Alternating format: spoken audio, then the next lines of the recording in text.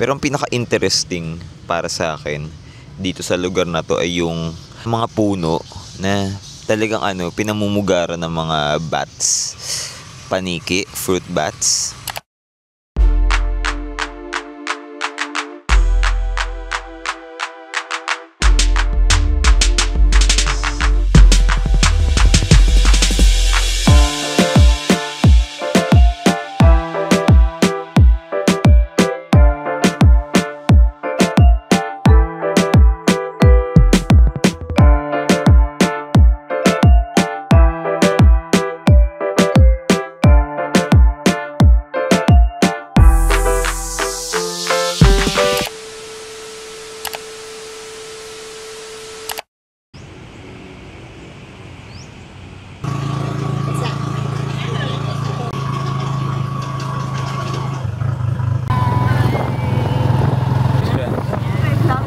Hello guys, we are on our way to the Killing Fields or the Genocide Museum.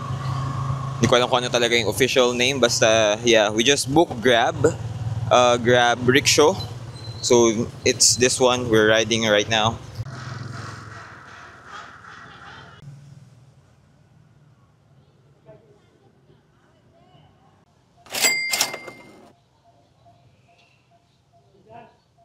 What's up guys? Welcome to the vlog. It's me again. And nandito tayo ngayon sa Killing Field Museum or Genocide Museum.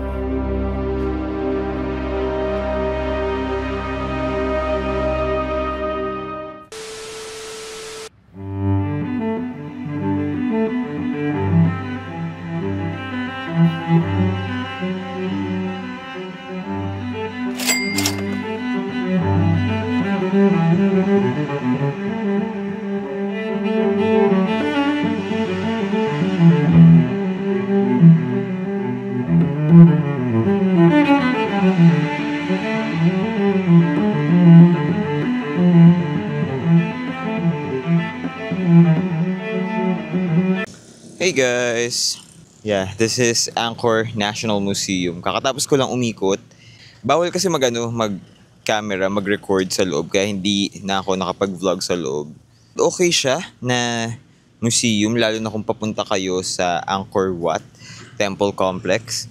It's a nice introduction to the World Heritage Site. So ngayon, pabalik na ako sa hotel ulit.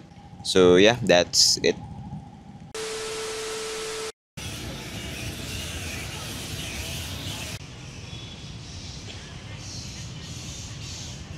What's up guys? Good morning. Welcome to the vlog. It's me pa rin. And nandito tayo ngayon sa Royal Independence Park dito sa Siem Reap. It's currently 6:30 in the morning. Ito, chill lang. Lamig-lamig dito ngayon sa Siem Reap. Morning stroll lang ako ngayon dito sa park. This park is called Royal Independence Park. It's a public park. Maraming nag-exercise, maraming nagsustrolling. Pero ang pinaka-interesting para sa akin dito sa lugar na to ay yung mga puno na talagang pinamumugaran ng mga bats. Paniki, fruit bats. Kaya nakakaaliw siyang tignan. It's nice to just look at it. Hindi ko sure kung naririnig nyo, pero ayan yung mga chirping sounds, mga paniki yan actually. Yeah, yun lang. Wala naman akong ibang plano. Chill lang talaga dito sa park.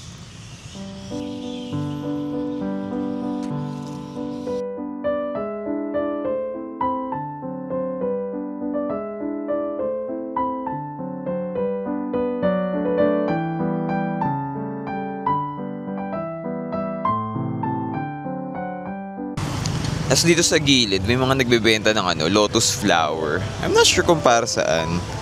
Tapos may mga nagbebenta rin ng mga cage birds.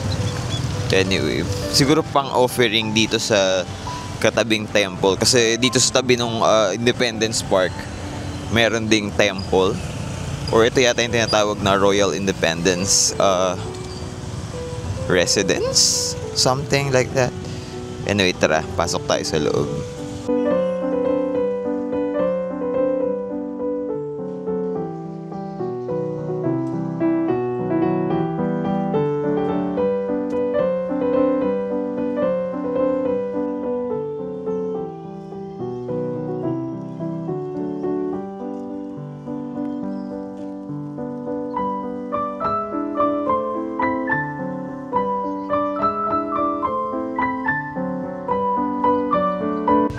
So this is the gate to the royal residence. And look, ang ganda ng paligid. This is the royal residence garden.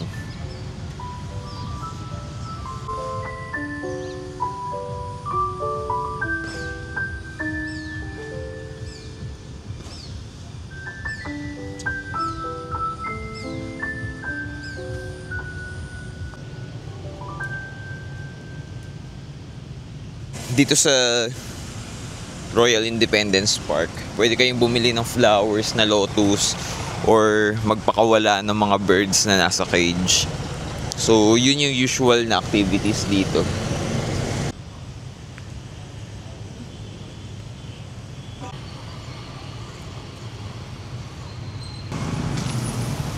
Anyway, so much for the morning stroll dito sa park. Babalik na ako sa hotel. Yun lang. Thank you for watching.